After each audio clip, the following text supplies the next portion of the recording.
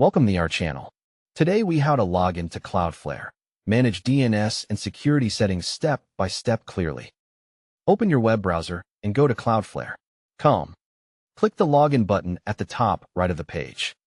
Enter your Cloudflare account email address in the email field. Enter your password carefully and double-check for typing mistakes. Click Login to access your Cloudflare dashboard. If you have two-factor authentication enabled, enter the verification code from your Authenticator app. When the dashboard loads, look for the website section to see your connected domains. Click the domain you want to manage to open its control panel. In the left menu, click DNS to view your DNS records. Review the list of records to confirm your name, MX, and TXT records are present. To add a new DNS record, click Add Record near the top of the DNS page.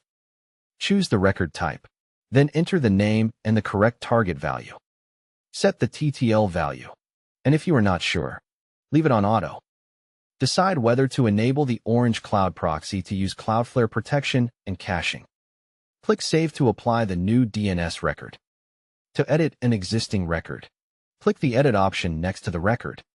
Update the value, proxy status, or TTL, then click Save to confirm changes. To remove a record you do not need, click Delete and confirm when prompted. Next, open the SSL/TLS section from the left menu to manage HTTPS settings. Select an SSL mode, and for most beginners using a proper origin certificate, choose Full Strict.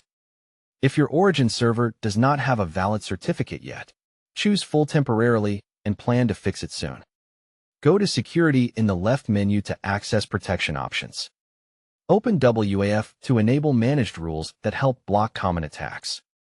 Open Bots to adjust bot protection if you see unwanted automated traffic. Open Settings under Security to set the security level and challenge options. Go to Firewall, then create a firewall rule to block suspicious countries, IPs, or paths. Click Rules, then Page Rules or Rule Sets to control caching and redirects for specific URLs. After every change, wait a few minutes and test your website to confirm everything works as expected. Don't forget to like this video and subscribe to our channel for more step-by-step tech guides.